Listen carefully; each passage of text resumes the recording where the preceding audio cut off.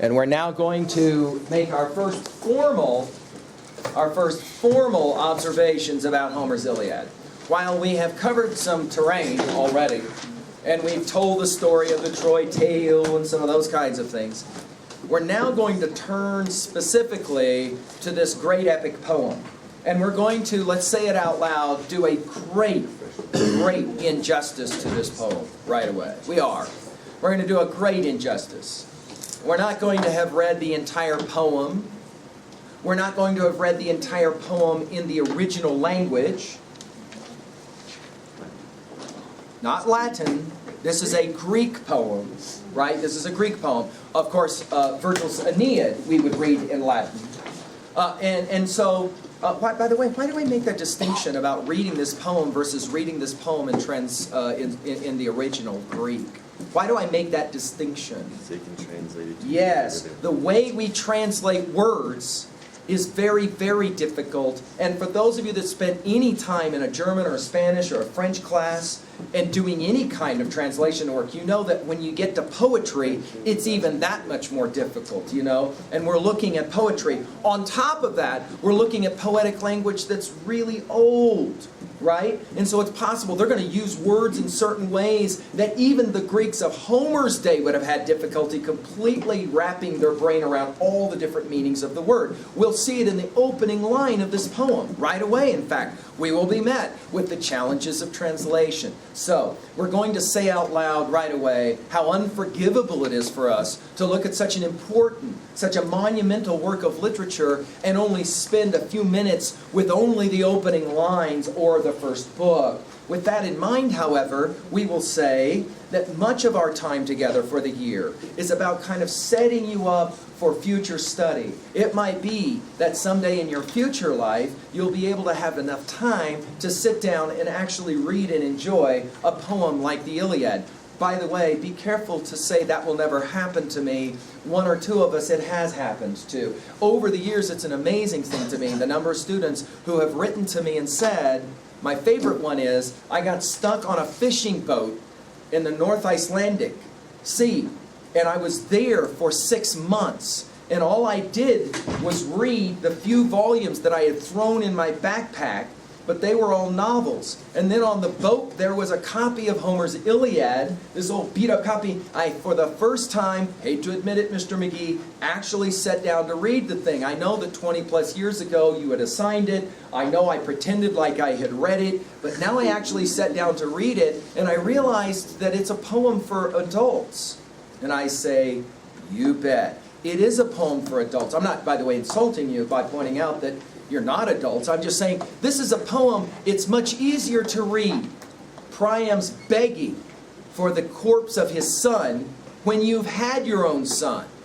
You know what I'm saying? But we'll say that about most of the literature that we're going to read. When you are 30, you will look at this stuff far differently than you do at 20. Of course, when you're much older than that, we won't get into details. Right? Thanks, Mr. McGee. It even becomes more difficult. Once you're past 50, it's all downhill, they tell me. Right. Let's now turn to the poem itself. Now, we have pointed out that the Iliad is an epic poem. We have defined epic as a national song, a song that represents the views, the needs of a people. There is an invocation of the muse. That is to say, asking the gods for help to tell the story. There is an identifiable, this is huge, epic hero. Every time we pick up an epic poem, we're going to ask, who is the epic hero? You want to circle star that idea, because later in our conversations, we're going to struggle with this when we pick up certain kinds of poems. For example, we will meet Milton's Paradise Lost and ask, who is the epic hero? And one or two of us are going to be downright shocked when we get there. Okay? In the epic poem, the Iliad, we're kind of shocked as well. Because right away, we're going to hear at the opening lines of the poem who the hero is. And given what you know about the Troy tale and the events of the Troy tale, it's going to surprise you that the one that's being celebrated in this poem is not Hector, the man who goes ahead and stands in front of the firing squad and accepts the fact of his own fate. No, no, no. the one That's that cries not the hero.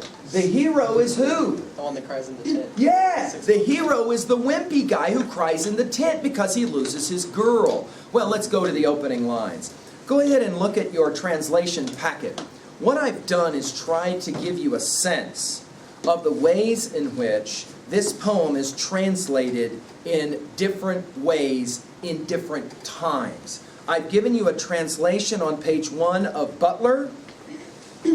This is a translator that will be very, very popular in the 1950s, and when the Britannica series decides to create its great books set, this is the translator that they go with. I've given you, secondly, a translation by a very influential academic named Rouse, R-O-U-S-E. And you'll have a translation, finally, by Rees. You don't want to confuse the two. And I'll help you to understand the major difference between the Rouse and the Rees translation. But finally, your Fagel's translation, which is, of course, the volume that you have in front of you, or I hope you have in front of you. So notice, we're going to look at 4 translations of this poem right away. There are obviously many, many more than that. One of the famous translations actually is from the great poet Alexander Pope. I was just reading this translation of the Iliad, and he does a fine job as well. I want to point out right away one thing about translations of the Iliad. You have to make a decision. If you're going to translate the Iliad, you have to make a decision that comes down to form. Either you translate the Iliad into poetry, or you translate it into prose. This is important for your notes. Either you translate the Iliad into poetry, in other words, you try to somehow retain the poetic diction of the original poem, right? Because the poem originally is poetry. Or you say, I can't do it. I just can't translate out of the original language into English or any other language in poetry. So I'm just going to go ahead and do it straight into prose. So it basically looks like Edith Hamilton Part 4. It's just like it's like sitting down to read a novel. Now, of the translators that you have, the first 2 in your packet, namely Butler and Rouse, are going to go ahead and make the decision to just translate the Iliad as if you're reading a novel. When you pick it up, it looks like you're reading just a novel. You're not going to have any poetic lines to worry about. The advantage here for the translators is you don't have to worry about some of those line breaks and diction issue or rhythm issues and meter and all that stuff. All you have to do is just translate basic ideas and put it in prose form. Your last 2 translators, however, Rees, the last page of your packet, and of course Fagel's. And by the way, you're reading Fitzgerald in your purple book, I believe. I don't believe that's a Fagel's translator. I think that's Fitzgerald, one more really important translator of the 20th century. All of those guys are trying to do this thing in poetry.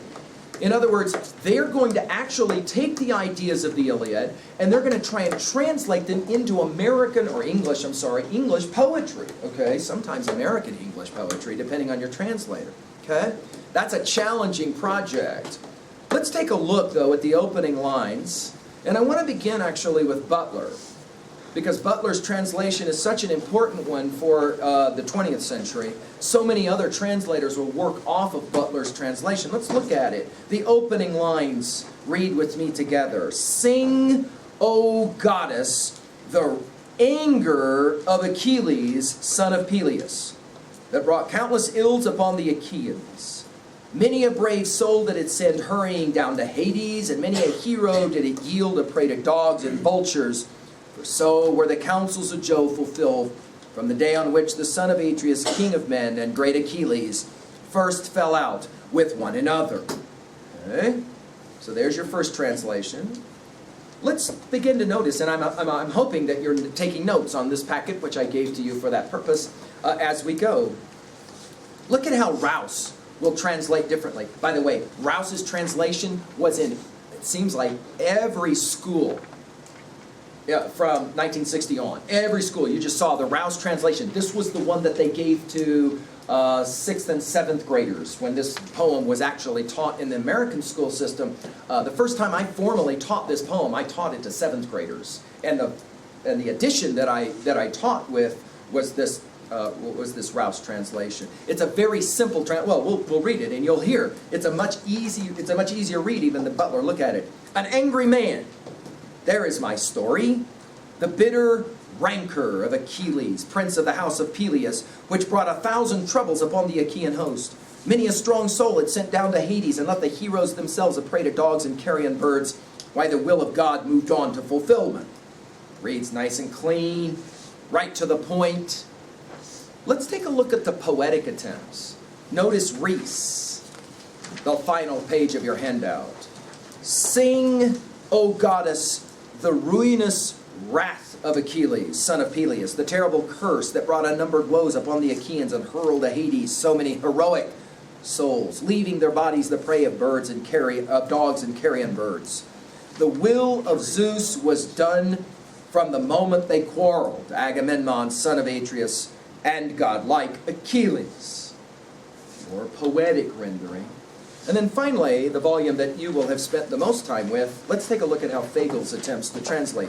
We should point out, Fagles translating after all of these others. So any translator of this poem will be always working with previous translations, kind of aware how is it translated. In some ways, if you will, Fagles is the culmination of a history of translation. And that's one reason why today we study it so closely. Let's take a look. Book 1, the opening lines of the Iliad. I'm with you on page 77 of the volume that you have. Rage, goddess, sing the rage of Peleus' son Achilles, murderous, doomed, that cost the Achaeans countless losses, hurling down to the house of death so many sturdy souls, great fighters' souls, but made their bodies carry on beasts for the dogs and birds. And the will of Zeus was moving towards its end. Begin, muse. When the two first broke and clashed, Agamemnon, lord of men, and brilliant Achilles. Now, what we will do, and I predicted that we would do this, and a number of you, I think, gave me a look like you must be kidding me, but we will actually spend the rest of our hour just with these lines. And we're going to unpack these lines. And my job is to try to convince you that what we're looking at here is miraculous poetry on multiple counts. The only way I can do that, though, is to begin by working with some definitions in translation. If, of course, we had our real time to ourselves, we would have already had a class many years ago where we were learning Greek, and you would have done your own translation of these opening lines, of course, looking at other translators to decide, for example, what will you say about Achilles right away? Notice, back to Butler, sing, O goddess, the anger, and you'll probably circle that word in red. I would recommend that you do so. Because we're going to ask, how do you define or translate that word out of the Greek? Notice that it's anger for Butler, but for Rouse, what is it? Circle it in your notes for Rouse. What does he call it there? Notice an angry man, a bitter man. So we're going to circle the word angry, but we're also going to circle the word bitter, an attempt to try to qualify what kind of anger it is. Right? Then let's take a look at Reese, the poet. Notice how he does it. Sing, O goddess, he uses the adjective ruinous. Fagles will say what? Did anybody catch it the first read through? Did anybody see it? What Fagles call it? Second line of Fagles, what does he call it? Murderous. Here it's ruinous. Murderous is pretty, that's right? Because to our way of thinking, Achilles himself doesn't actually murder any of his Greek brothers, right? But interestingly, he will be held accountable for their death in these opening lines. We'll get to that. The whole notion of being the accomplice by virtue of his excluding himself from the war. But go back now to Reese. Sing, O goddess, the ruinous, that's an interesting word. Let's circle that one. Wrath of Achilles. Wrath, right? Then let's go to Fagles. By the mid-20th century, late 20th century, Fagles is ready to take all of those words. Anger, bitter, wrathful. And he's going to combine all of them into a late 20th century word. What is that word? Rage, right? Take a look at it. Fagels will say, rage. That's the first word of this poem for Fagels. We're going to ask maybe why. Why would he begin with the word rage, dash, goddess, comma, sing the rage? 2 times in the first line he uses this word. 2 times Fagels wants us to focus on this word. Define it real quickly in your notes. What does the word rage mean to you? And some of you will say, wow, I guess when I picked this thing up and started reading it last night to get ready for this discussion, I guess I kind of flew over these lines. I guess it didn't occur to me. That's an interesting word. What is rage? How do you know when someone or yourself is enraged? What does rage mean to you? Anybody want to play a definition game with us here? What is rage? Is rage the same thing as anger? Go ahead and write that in your notes. Do you see that the same thing? Is for you the word rage equal to the word anger? Or are they different? And if they're different, how different? And if you're going to use a greater than, lesser than sign as we do in mathematics, which direction will the greater than, lesser than go when you put anger on the left and rage on the right? Will you put an equal sign between them, or do you put a greater, lesser than sign? And which direction do you want to go with it if we're talking rage? And how is rage different from bitter, if in your mind? Or is it subsuming the notion of bitter? Okay. Anybody want to work with a definition for us? What do you think, Miss Kennedy? What do you think of when you think of rage? Anger plus revenge. Anger plus revenge. That's a good way to think of it. An outstanding way to think of it. Anger, yeah, rage, you're upset. But that's not enough, is it? Rage is like somebody's going down. Somebody's getting jacked. Whatever it is that happened is worthy of a response, and that response will not be kind. Rage. Keep going. What else comes to mind for you? Ms. Damiano? Sometimes fighters fight with rage, although it's counseled against it, right? Because you lose yourself. What do you think of when you think of rage? Rage. I just mentioned this idea of losing oneself. Rage carries with it, does it not, the connotation of mindlessness. Yes? It's almost like when a person becomes enraged, they are beyond the capacity of rational thought.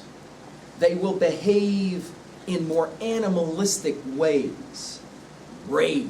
Far different from anger. Far even, maybe we would say, even beyond malice. Rage also involves some sense of, not always, but it seems kind of carries with it, sense of violence. Right? Something's got, there, retribution must be served, to use Miss Kennedy's word, revenge. Somebody's got to go down. Something's got to happen. That's how we begin. Our hero of this poem, we will begin with the word rage. But let's keep going, and now we'll just stick with Fagels. Rage, goddess. Sing the rage of Pelias' son Achilles. Now, what is going on with this Pelias' son thing? Who is Pelias? Notice your poet expects you to know this phrase, Pelias. You could have read all of Edith Hamilton's Part 1. All those Greek gods and goddesses stuff. Pelias? What is Pelias? What is Pelias? Notice here we are working with legacy. Let's put it in our notes. We are working with originations. In the Iliad, in classic epic, it is not enough to say who you are. You must say where you're from. And that involves 2 things. 1, geography. Time and again we'll be told that Odysseus comes from Ithaca. That is a physical region. But where you're from, more importantly, is who was your father, sometimes who was your mother, depending on who she was. Your family, your lineage, where you come from matters to the Greeks. Why? Why does it matter? For those of you, by the way, who pick up, for example, an ancient classic text called the Bible, you will immediately recognize that you find these kinds of what we will call genealogies. That is to say, listings. When we're young and stupid, we pick up a Bible and we're bored by these genealogies. For example, the opening of the book of Matthew, chapter 1, the first book of the New Testament, is a genealogy, and it's boring to children. As you get older, you recognize these are some of the most important moments in the Judeo-Christian biblical text. Why? Because genealogies tell us something fundamental about ourselves and about whoever it is we're looking at. Right? Really? Who you come from matters? In what way? Scientifically speaking, why does it matter? Mr. Batson, why does it matter?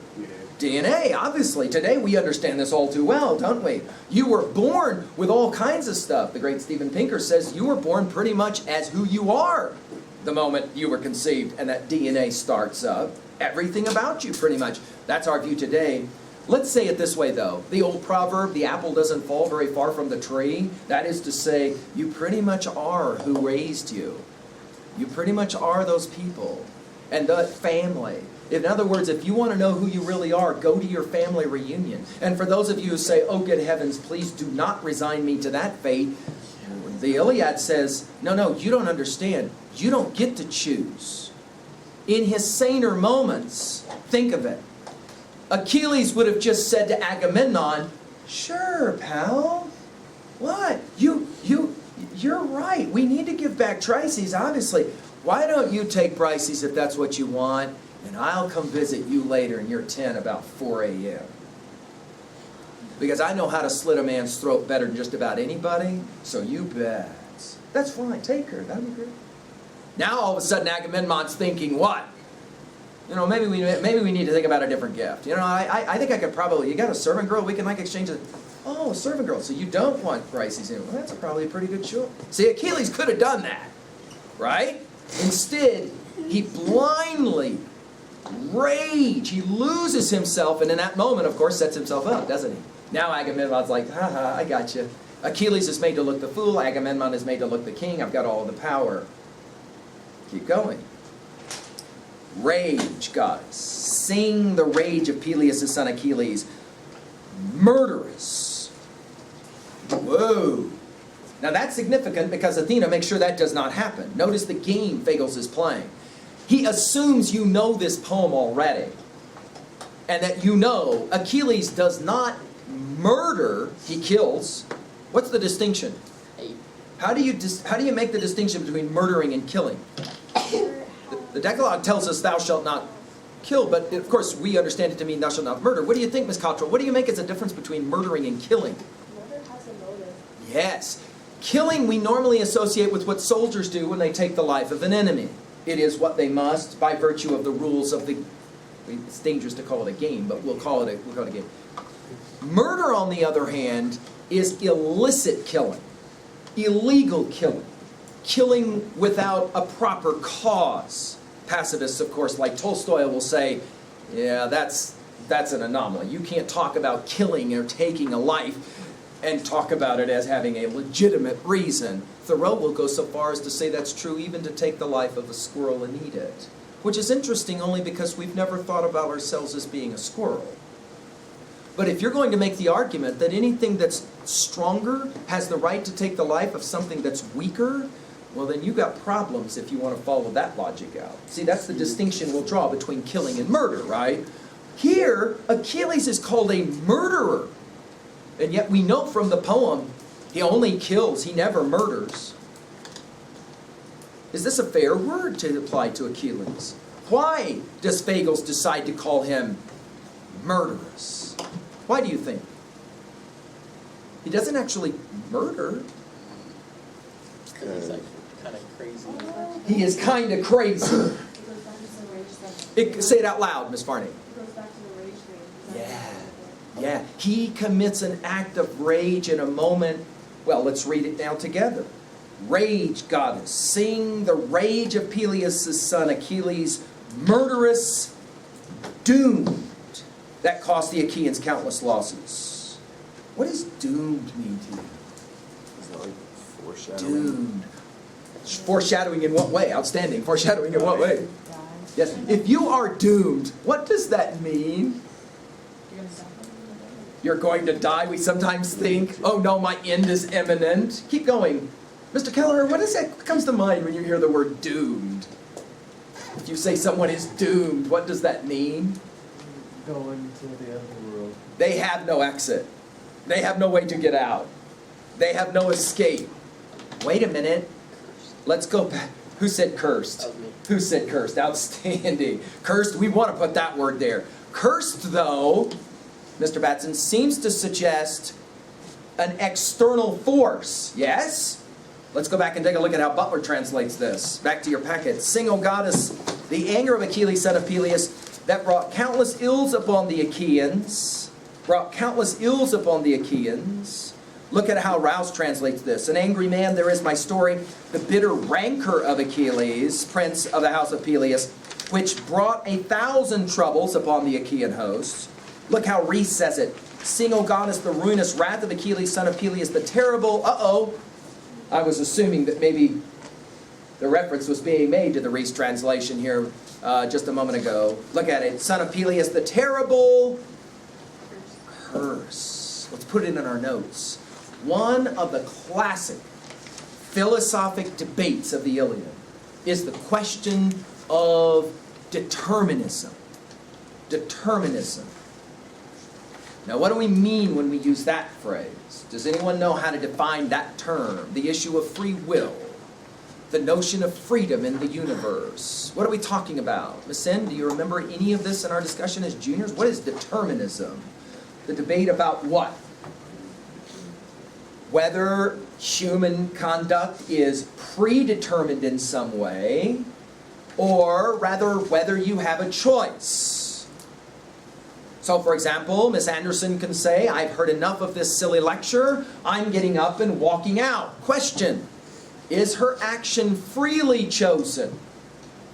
Well, on the one hand, we would say, she certainly is the one standing up and walking out of the room. Physically, it certainly appears as if she is free to leave the room. Or is she? Because her leaving of the room is somehow contiguous with my lecture. So was her decision freely chosen? It's your fault. You could argue Mr. McGee's lecture bored her so badly. Go back to that little poem by Whitman, When I Heard the Learned Astronomer. He gets so bored listening to that lecture. What does he do? He gets up and he walks out. But is it a free action? Well, it's kind of contingent upon her response to a lecture. Correct?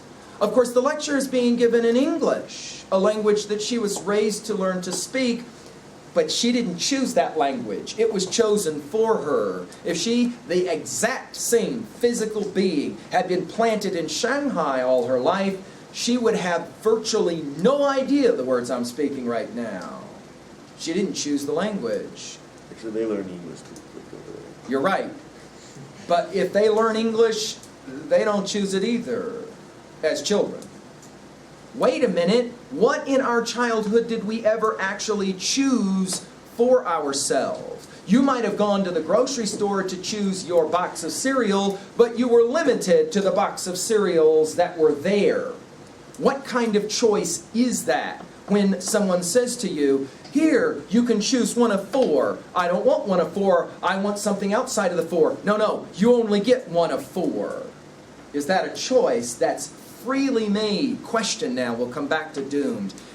Does Achilles have a choice in this whole matter of how it is he responds to Agamemnon's assault?